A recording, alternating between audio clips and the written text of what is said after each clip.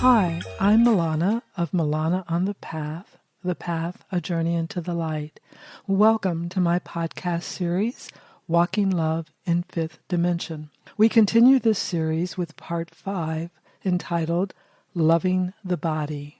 In our second week of Walking Love in Fifth Dimension, a 12-week course exploring a deeper and more profound relationship with love, we take a very basic look at the different aspects of the self, the body, the mind, and the spirit. In the earlier Walking Love in Fifth Dimension podcast episodes, the focus has been on our overall relationship with ourselves and affirming and deepening our own self-love. In part 5, we take a closer look at our own parts and pieces, starting with the body. We pose the question, is it possible that we need to do some reclaiming of our bodies? From the power over stance held by the medical profession to our own lack of awareness as to our body's requirements for health, the need becomes clear for us to establish a new relationship with and take responsibility for this powerful aspect of our being.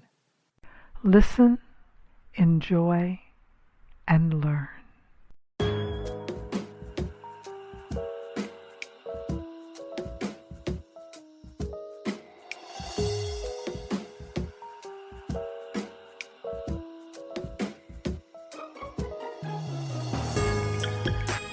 So personal inventory was quite impacting, I hear, through the grapevine.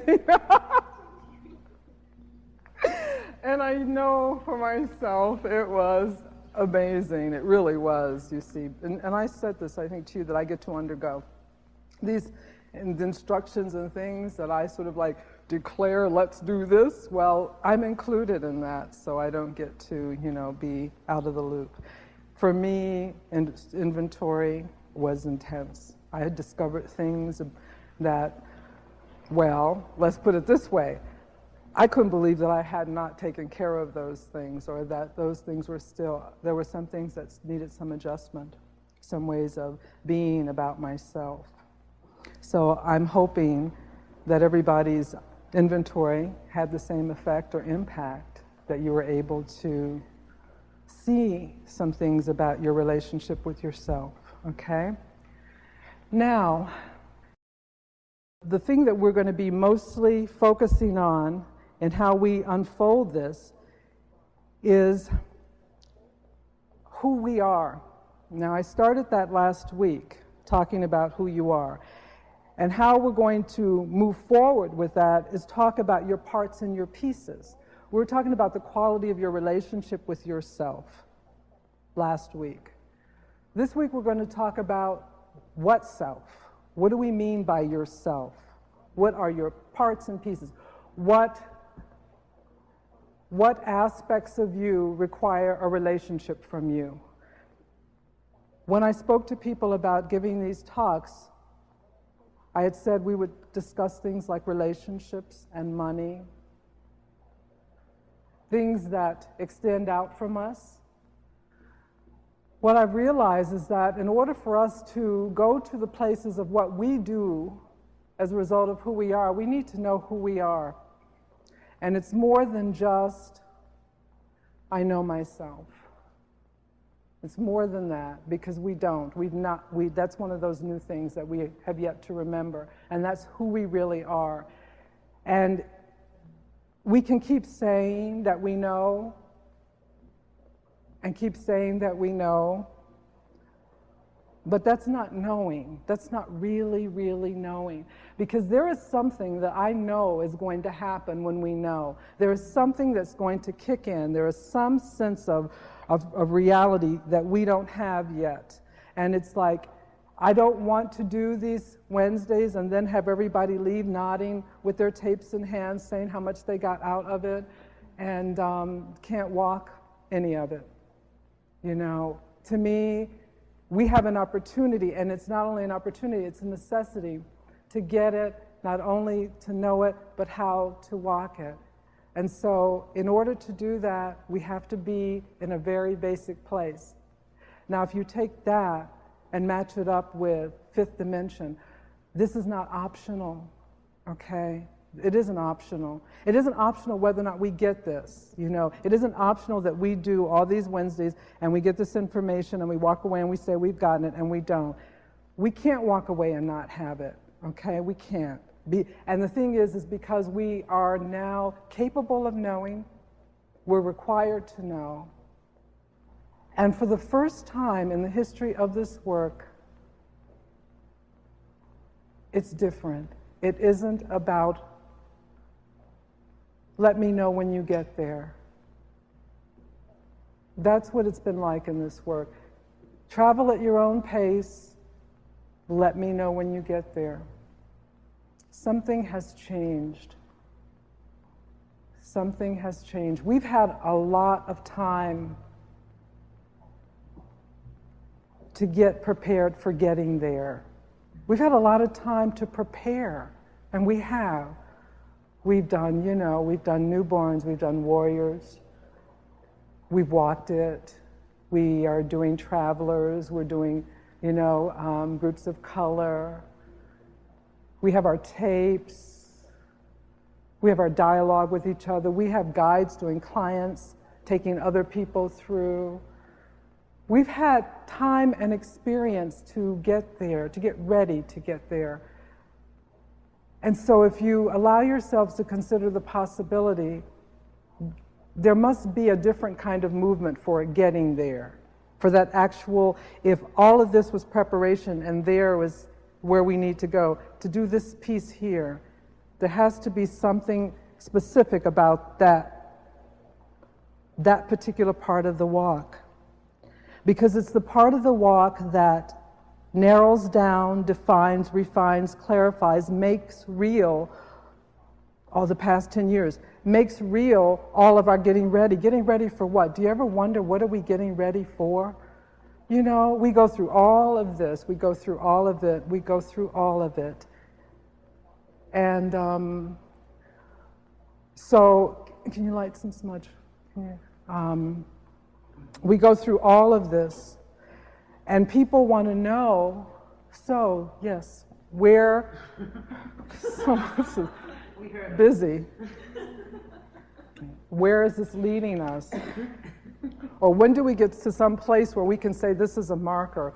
Where does all of this getting clear and growing and all of that, what is it going to net us that we can say, okay, so we've reached this place? We have an opportunity, and it's an opportunity and a necessity hand in hand to create that, to arrive. And it's all about fifth dimension. It's all about making real our stance in that new dimension.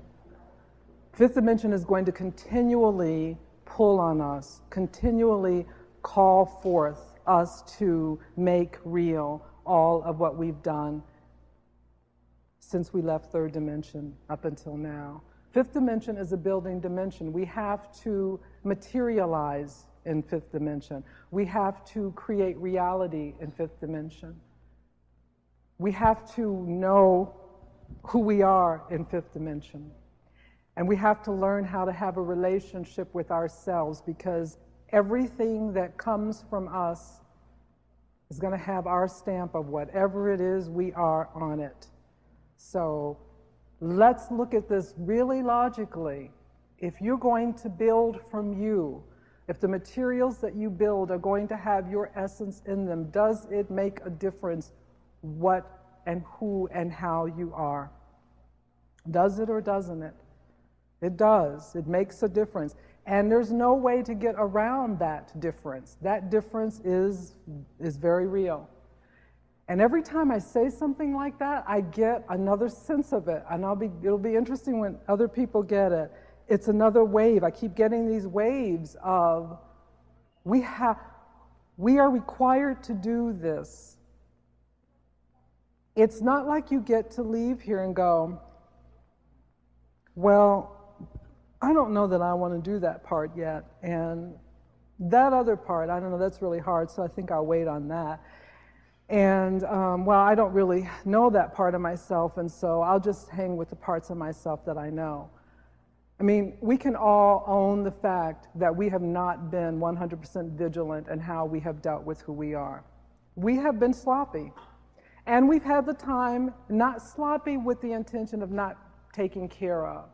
When I say sloppy in this context, I mean we have done it basically the best way that we could, and the easiest way that we could in some circumstances. We've just done what we've done, but we have not been 100% at it. And this is not saying that that was a problem, because we had the time and space to do it as we needed to do it. But now we need to be 100% at it. And it's different. It's different to know that we have to really show up and consistently show up. And we have no excuses, because at this point we cannot say we can't, because we've already done too much. So we know we can. We can't say that it doesn't work, because too much has already worked, so we can't say that. We don't have any reasons or any excuses for not. And so, when it comes to looking at your relationship with yourself, we're going to look at your parts and your pieces, your body, your minds, your spirits, and see what exactly are those to you, and how do you relate to them? How do you relate to them every day? Is that a requirement? If you're living in a house with someone, do you generally acknowledge them every day? If you run into them, if you see them, you generally say hello or good morning or good evening or something. Do you do that for yourself?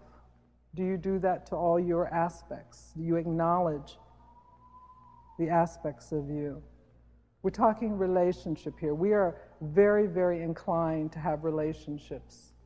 We like relationships. They sustain us and they teach us about ourselves. We're very much into that dynamic. But is it possible that we don't really understand relationship? That if we understood relationship, that understanding it means that we are really clear about our relationship with ourselves, all of who we are? If your conscious self is in charge of you, if there is someone that sits at the head of your being and monitors all the aspects and makes sure that everyone is getting attended to, there is such a seat as that. Are you conscious of being in that place with yourself? Who makes the decisions and the choices about what happens to your body, what you give or don't give to your mind, how you interact or don't with your own soul, your spirit? Who's in charge of that? And what's the schedule like? Is there a schedule? Is it a regular thing? Is it a catch when catch can thing? Is it I didn't know it was that important kind of thing? That's what we need to look at. We need to understand that we are alive. All of our aspects are alive. And all of our aspects, if we thrive on relationship, all of our aspects thrive on relationship. And those are the basic three, but then you have your other aspects. You have your male-female. You have your inner child. There are other aspects to those aspects. So what this requires is for you to understand that you are big, and someone who is big needs management, self-management, in order to function in a whole, balanced way. We talk about wholeness. We talk about becoming whole. So here we are at the threshold of becoming whole. What is it going to take? We've got a lot of the information about what we need to be whole. We have loads of conceptual talk and metaphysical information about the beauty and the power of wholeness. Well, we're in the very practical, fundamental, basic, how do you do it stage of becoming whole. How do you walk the truth of it? So here we are. If we're going to create whole, and we're going to give wholeness to others as in ourselves, we're going to build upon wholeness so that we can have more wholeness, we've got to start out with wholeness. And we've got to start out with an understanding of what that means. So, basically this. Here we are, each one of us, human beings. We took a look at our relationship to ourselves as a whole. Now we're going to take a look at our bodies, our minds, and our spirits. And when I say do it in two parts, we're going to do conceptual tonight. That means we're just going to talk about what it's like, how it is. Experiential is when I said last week that we should sing, or when we do the body that we're going to get more physical. That's the experiential part of it. But conceptually, we have to understand what we're talking about here. I want to talk about the body.